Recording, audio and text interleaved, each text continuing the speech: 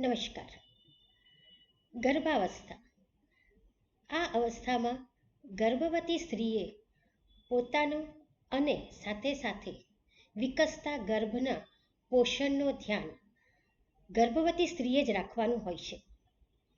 તો આજે આપણે ગર્ભાવસ્થામાં ગર્ભવતી સ્ત્રીની પોષણની સૂચિત દૈનિક જરૂરિયાત કેટલી હોય છે અને એને ન્યુટ્રિશનલ માર્ગદર્શિકા વિશે શું ધ્યાન આપવાનું છે અને આ ઉપરાંત ન્યુટ્રિશનલ કન્સર્ન્સ એટલે કે પોષણને લગતી કેટલીક મુશ્કેલીઓ કે તકલીફો અથવા તો ચિંતા કઈ કઈ હોય છે અને કેવા પ્રકારના હેલ્ધી ફૂડની પસંદગી કરવી જોઈએ, આ દરેક મુદ્દાઓ વિશે હું આજે ચર્ચા કરીશ.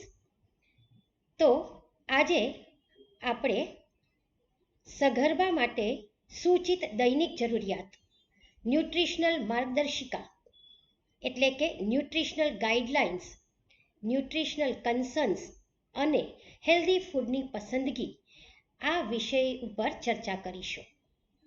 હું doctor Kamalamani Rao, associate professor, AK Doshi Mahila college, Jamnagar, SYBSE home science semester 3 subject meal planning આ વિષયમાં યુનિટ 2માં આ મુદ્દાઓ ઉપર ચર્ચા કરીશ. Nutrition requirements increases tremendously during pregnancy as the expectant or nursing mother not only has to nourish herself but also growing fetus. એટલે કે ગર્ભવતી સ્ત્રી અને ધાત્રી માતાને પોતાના અને ગર્ભના વિકાસ માટે વિશેષ પોષણની જરૂરિયાત હોય છે.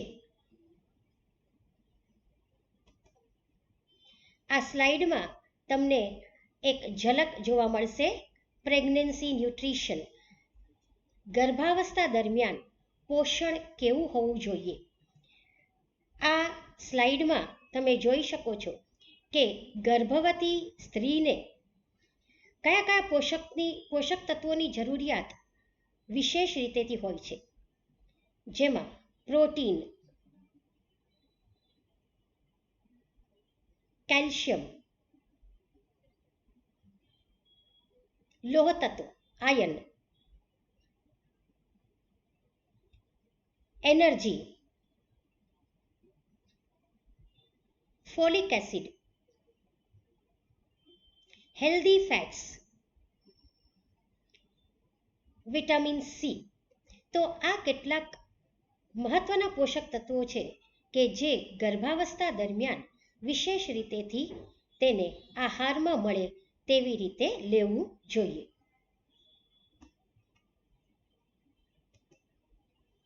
સગર્ભાના ઉચિત આહારના વિજ્ઞાન વિશે આપણે અહીંયા ચર્ચા કરીશું.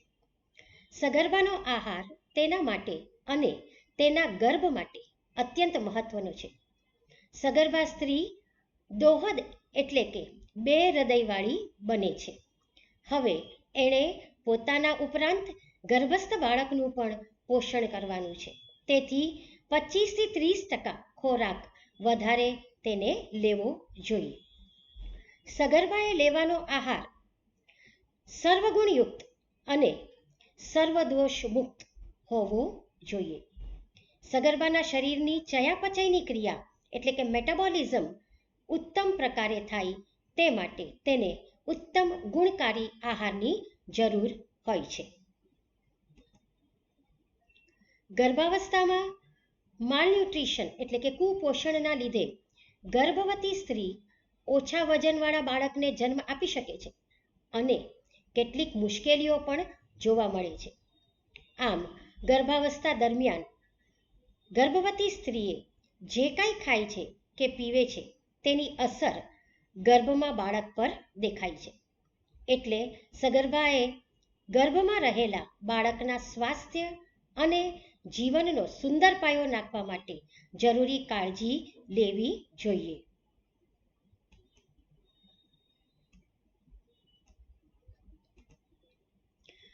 સગર્ભાવસ્થા દરમિયાન કયા કયા પોષક તત્વોની જરૂરિયાત હોય છે? ગર્ભાવસ્થા એ સ્ત્રીના જીવનની એક સામાન્ય અવસ્થા છે. એટલે કે ગર્ભાવસ્થા એ કોઈ રોગ નથી, પણ તે એક નોર્મલ ફિઝિયોલોજિકલ પ્રોસેસ છે જેમાં ખૂબ ઝડપથી વધુ માત્રામાં કોષોનું નિર્માણ થાય છે. ભ્રૂણના વિકાસ અને નિર્માણ માટે પોષક તત્વોની વધુ માત્રા જરૂરી છે. હવે આપણે જોઈએ સગર્ભાવસ્થામાં પોષક તત્વોની સૂચિત દૈનિક જરૂરિયાત કેટલી હોય છે. RDA for nutrients during pregnancy.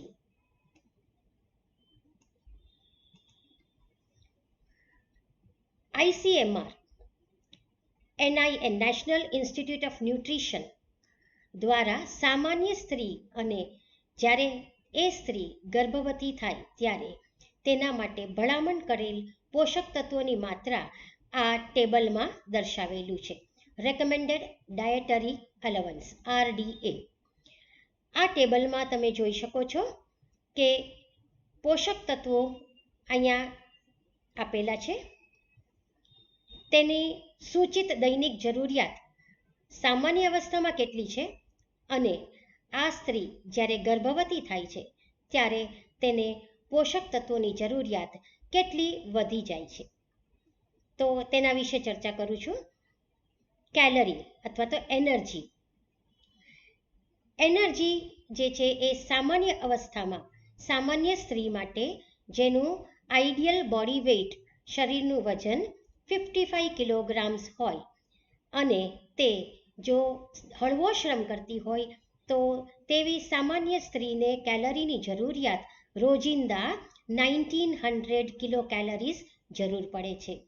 તેવી જ રીતે એ સામાન્ય સ્ત્રી જો મધ્યમ શ્રમ કરતી હોય તો તેને કેલરીની જરૂરિયાત 2230 કિલો કેલરીઝ જરૂર પડે છે. જ્યારે ભારે શ્રમ કરતી સામાન્ય સ્ત્રી હોય તો તેને કેલરીની જરૂરિયાત 2850 કિલો કેલરી જરૂર પડે છે.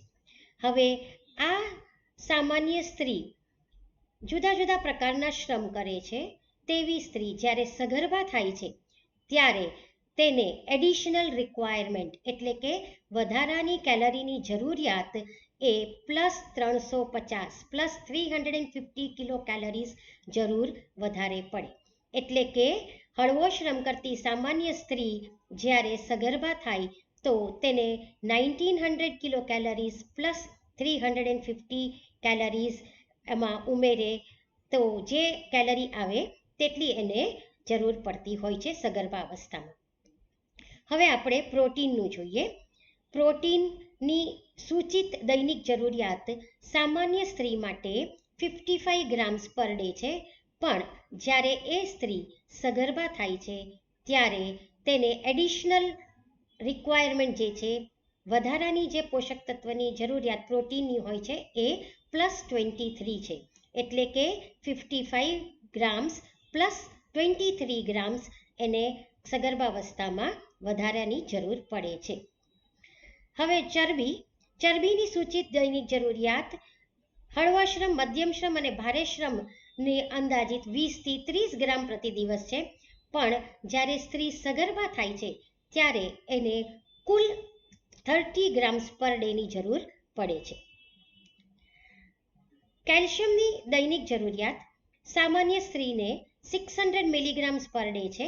જ્યારે એ સ્ત્રી સગર્ભા થાય છે ત્યારે તેને કેલ્શિયમની જે જરૂરિયાત છે તે 1200 મિલીગ્રામ્સ પર ડે તેની રિક્વાયરમેન્ટ હોય છે.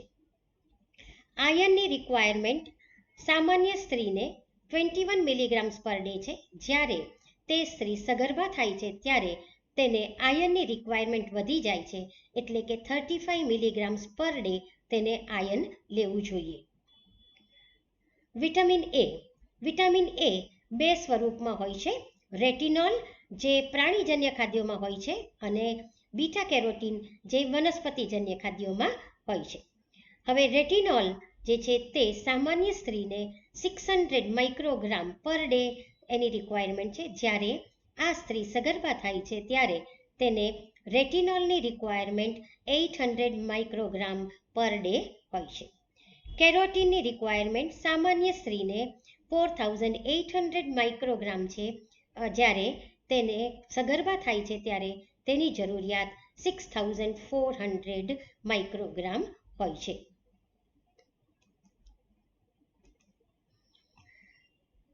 થાયામીનની રિક્વાયરમેન્ટ જે છે તે સામાન્ય સ્ત્રી માટે હળવો શ્રમ કરતી હોય તો 1 મિલીગ્રામ પર ડે છે, મધ્યમ શ્રમ કરતી હોય તો 1.1 મિલીગ્રામ પર ડે અને ભારે શ્રમ કરતી સામાન્ય સ્ત્રી હોય તો તેને 1.4 મિલીગ્રામ પર ડે તેની RDA છે.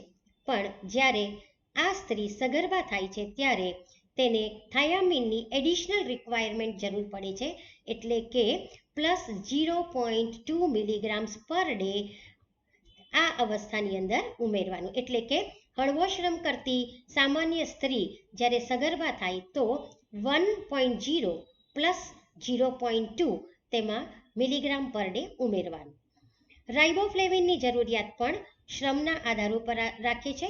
જેમ કે સામાન્ય સ્ત્રીને હળવો શ્રમ કરતી હોય તો તેની રિક્વાયરમેન્ટ છે 1.1 મિલીગ્રામ પર ડે, મધ્યમ શ્રમ કરતી હોય તો તેની રિક્વાયરમેન્ટ છે 1.3 મિલીગ્રામ પર ડે અને ભારે શ્રમ કરતી સામાન્ય સ્ત્રી હોય તો તેને રાઇબોફ્લેવિનની રિક્વાયરમેન્ટ છે 1.7 મિલીગ્રામ પર ડે.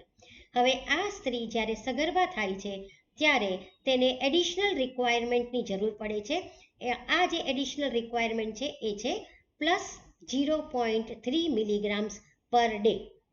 એટલે કે હળવો શ્રમ કરતી સામાન્ય સ્ત્રી જ્યારે સગર્ભા થાય છે ત્યારે તેને રાઇબોફ્લેવિન એટલે કે વિટામિન B2 ની રિક્વાયરમેન્ટ થઈ જશે 1.1 પ્લસ 0.3.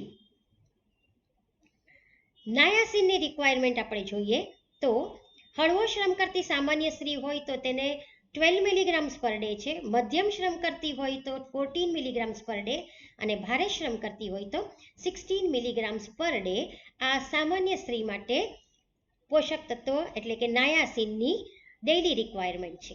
આ સ્ત્રી જ્યારે સગર્ભા થાય છે ત્યારે તેને એડિશનલ રિક્વાયરમેન્ટ નાયાસિનની રહેશે +2. એટલે કે હળવો શ્રમ કરતી સામાન્ય સ્ત્રી હોય તો તેને નાયાસિનની રિક્વાયરમેન્ટ થઈ જશે 12 પ્લસ 2 મિલીગ્રામ્સ પર ડે. પિરિડોક્સિનની RDA છે સામાન્ય સ્ત્રી માટે 2.0 મિલીગ્રામ પર ડે, જ્યારે ગર્ભાવસ્થામાં 2.5 મિલીગ્રામ્સ પર ડે થઈ જશે.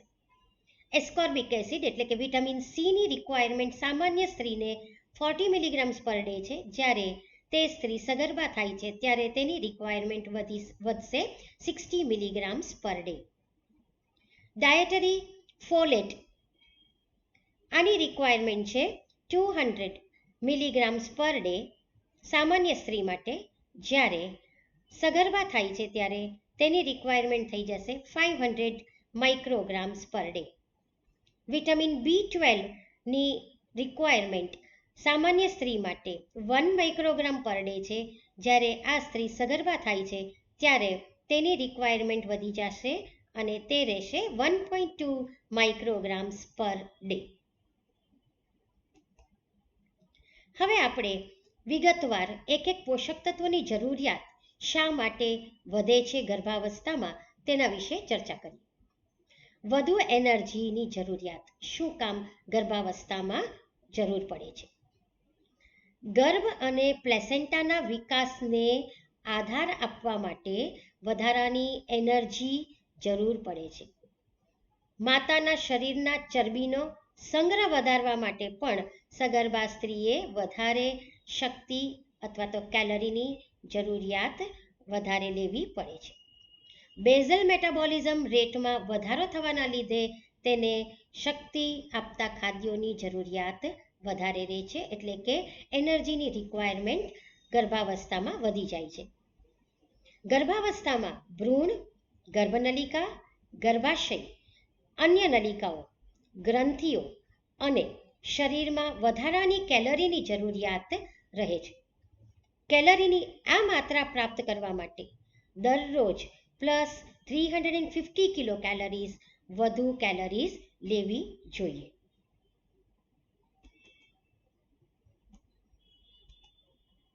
ગર્ભવતી સ્ત્રીના કુલ 10 થી 12 કિલોગ્રામ વજનમાં વધારો થાય છે, જે કેલરીની જરૂરિયાતની પૂરી કરવા માટે કાર્બોદિત અને ચરબી ધરાવતા આહાર પર આધાર રાખવો પડે છે.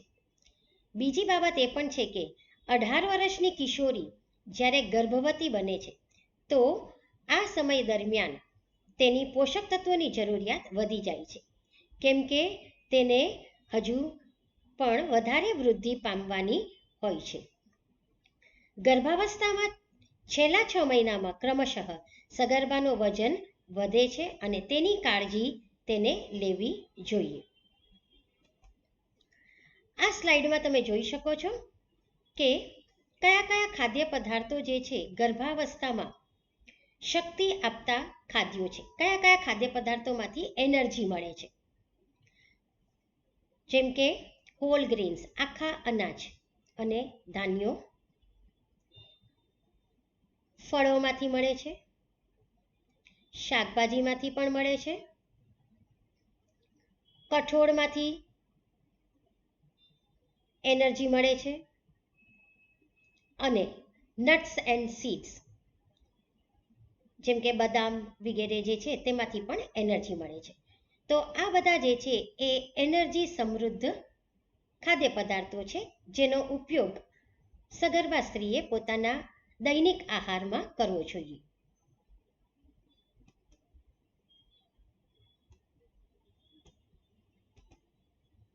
હવે આપણે પ્રોટીનની જરૂરિયાત ગર્ભાવસ્થામાં શા માટે વધુ લેવું જોઈએ. માતા અને ગર્ભમાં નવી પેશીઓના નિર્માણ માટે પ્રોટીન જરૂરી છે. ભ્રૂણ અને માતાના પેશીતંત્ર વૃદ્ધિ માટે પણ પ્રોટીન જરૂર પડે છે. સામાન્ય મહિલા કરતાં માતાએ શરીરમાં 900 થી 925 ગ્રામ પ્રોટીન ગર્ભાવસ્થા દરમિયાન જમા થાય છે. શરીરમાં 12 થી 18 ગ્રામ પ્રોટીન વધારાનું આહાર દ્વારા મેળવવું ખૂબ જ જરૂરી છે. આ પ્રોટીન જે છે તે પ્રાણીજન્ય ખાદ્યો, વનસ્પતિજન્ય પ્રોટીન મળીને કુલ 30 ગ્રામ પ્રોટીન અવશ્ય ગર્ભવતી સ્ત્રીને મળવું જોઈએ. દૂધ, દહીં, કઠોળ, માંસાહારી હોય તો ઈંડા, માંસ, મચ્છી, આ ઉપરાંત મશરૂમ, સ્પિરુલિના જેવા વગેરે પ્રોટીન જે છે તે સમૃદ્ધ ખાદ્યો છે જે આહારમાં સગર્ભા સ્ત્રીએ સમાવેશ કરવો જોઈએ. આ સ્લાઇડમાં તમે જોઈ શકો છો પ્રોટીન સમૃદ્ધ ખાદ્યો કયા છે અને પ્રોટીનની સૂચિત દૈનિક જરૂરિયાત કેટલી છે. પ્રોટીન શા માટે જરૂરી છે. પ્રોટીન સમૃદ્ધ ખાદ્યોમાં જોઈ શકીએ છીએ આપણે કે શાકાહારી માટે દૂધ, દૂધની બનાવટો, અનાજ અને ધાન્યો, કઠોળ અને દાળ, સોયા પ્રોડક્ટ્સ, આ બધા પ્રોટીન સમૃદ્ધ ખાદ્યો છે. ગર્ભાવસ્થામાં બને ત્યાં સુધીને સાત્વિક ખોરાક લેવું ખૂબ જ જરૂરી છે. પણ જો ગર્ભવતી સ્ત્રી માંસાહારી હોય તો તેને પ્રોટીનના સ્ત્રોત તરીકે શાકાહારી સ્ત્રોત સિવાય માંસાહારી સ્ત્રોતમાં ઈંડા, મચ્છી, માંસ વગેરે પણ માંસાહારી ગર્ભવતી સ્ત્રી લઈ શકે છે. કાર્બોહાઈડ્રેટ્સ ખાવાથી બાળકના વિકાસને સમર્થન આપવા અને પ્રસવ પછી સ્તનપાન કરાવવામાં એનર્જી એટલે કે ઉર્જા આપવામાં મદદ કરે છે. કાર્બોહાઈડ્રેટના શ્રેષ્ઠ પ્રાપ્તિ સ્થાનો છે આખા અનાજ, ફળો અને શાકભાજી કે જે ફાઈબરના પણ મુખ્ય સ્ત્રોતો છે.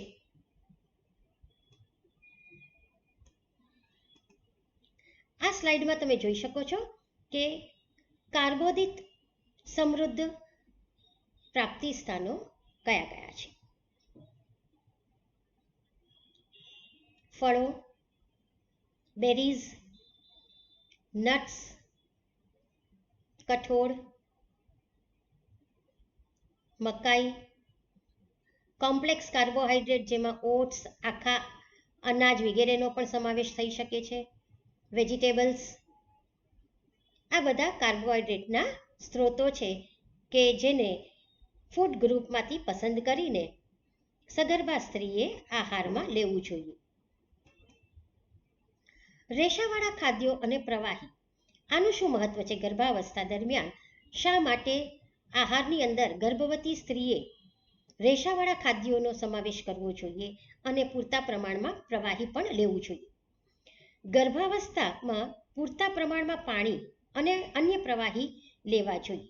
એટલે કે 8 થી 10 ગ્લાસ પાણી સગર્ભાવસ્થાએ રોજિંદા તેના આહારની સાથે સાથે પાણી પણ લેવું જોઈએ, જેથી ડિહાઇડ્રેશન ન થાય. ગર્ભાવસ્થામાં મોટા આંતરડા પર ગર્ભાશયનું દબાણ વધી જવાથી કબજિયાતની તકલીફ વધી જાય છે. તેથી 8 થી 10% રેશાવાળા ખાદ્યો પણ આહારમાં લેવાની ભલામણ કરવામાં આવે છે. આ સ્લાઇડમાં તમે હાઈ ફાઈબર ફૂડ્સ કયા કયા છે તે પણ જોઈ શકો છો. રેશાવાળા ખાદ્યો એટલે કે ફાઈબર ફૂડ્સ, જેમાં આખા અનાજ, ઓટ્સ, વ્હીટ બ્રેડ, શાકભાજી, ફળો, કઠોળ વગેરે ફાઈબરના સ્ત્રોત છે. આ આકૃતિમાં તમે જોઈ શકો છો, જે સામાન્ય રીતે સ્થાનિક રીતે મળી શકે તેવા ફાઈબર ફૂડ્સની પસંદગી કરીને ગર્ભવતી સ્ત્રી પોતાના આહારમાં સમાવેશ કરી શકે છે. જેમાં ઓરેન્જીસ છે, ઓટમીલ છે, હોલ વ્હીટ બ્રેડ લઈ શકાય છે, બીન્સ છે, બેક્ડ બીન્સ, ગાજર, મકાઈ, વટાણા, બદામ, દાલ, જવ, સ્ટ્રોબેરીઝ, સફરજન, સૂકા અંજીર, બ્રાઉન રાઈસ, બ્લેક બીન્સ અથવા તો રાજમા પણ આમાં લઈ શકો છો, પિસ્તા, છાલ સાથે બટેટા, કેળા, સૂકી દ્રાક્ષ. આ બધા જે છે કેટલાક ખાદ્ય પદાર્થો જે સ્થાનિક ઉપલબ્ધ છે, તો તેનો સમાવેશ ગર્ભવતી સ્ત્રી પોતાના આહારમાં ફાઈબર ફૂડ્સ તરીકે સમાવેશ કરી શકે છે. ફેટ, ચરબી. ચરબી પણ એટલું જ મહત્વ છે, એટલે સગર્ભા સ્ત્રીએ પોતાના આહારમાં ચરબી પણ લેવું જોઈએ. ચરબી સામાન્ય રીતે અસંતૃપ્ત ચરબી, જેમાં પૂફાનું પ્રમાણ વધુ હોય તેવા ચરબી, ઓમેગા 3 ફેટી એસિડ્સ સમૃદ્ધ ખાદ્યોનો ઉપયોગ સગર્ભાએ દૈનિક આહારમાં કરવો જોઈએ. બાળકના વિકાસ અને મગજ અને નર્વસ સિસ્ટમના વિકાસ માટે તે ખાસ કરીને મહત્વપૂર્ણ છે.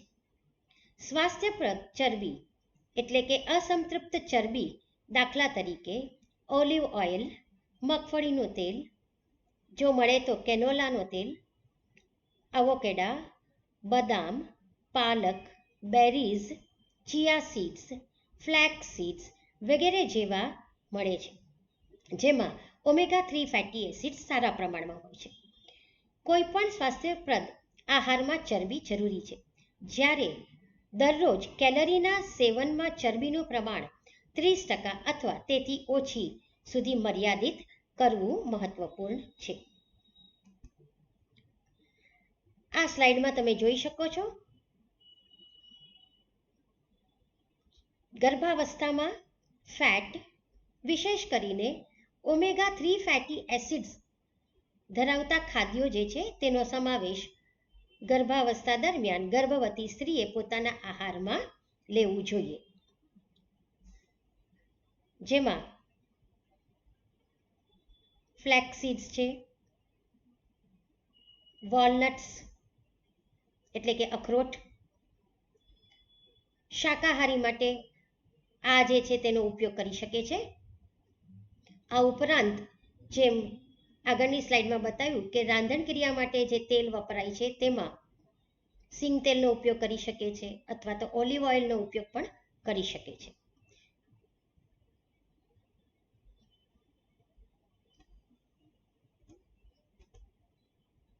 આ સ્લાઇડ્સમાં પણ કેટલાક ઓમેગા-3 રિચ ફૂડ્સ જે છે ખાદ્યો દર્શાવેલા છે કે જે સ્થાનિક ઉપલબ્ધ હોય તેનો ઉપયોગ કરીને સગર્ભા સ્ત્રી પોતાના આહારમાં ઓમેગા-3 રિચ ફૂડ્સનો ઉપયોગ કરી શકે છે.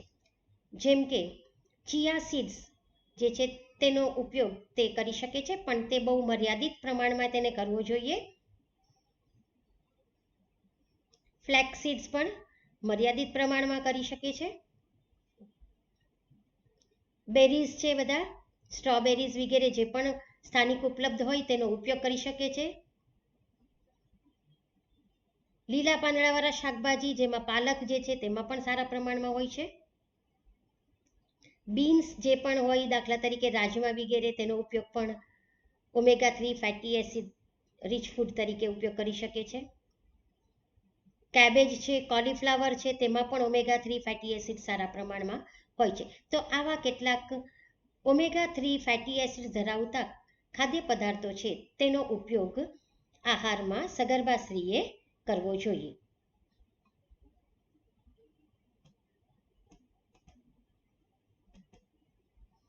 હવે પછીના સ્લાઇડમાં એટલે કે હવે પછીના લેક્ચરમાં આપણે આના પછી સગર્ભાવસ્થા દરમિયાન વિટામિન્સ અને મિનરલ્સની જરૂરિયાત કેટલી હોય છે અને આ જરૂરિયાત શા માટે ગર્ભાવસ્થા દરમિયાન વિશેષ હોય છે તેના વિશે આના પછીના લેક્ચરમાં આપણે ચર્ચા કરીશું. આભાર.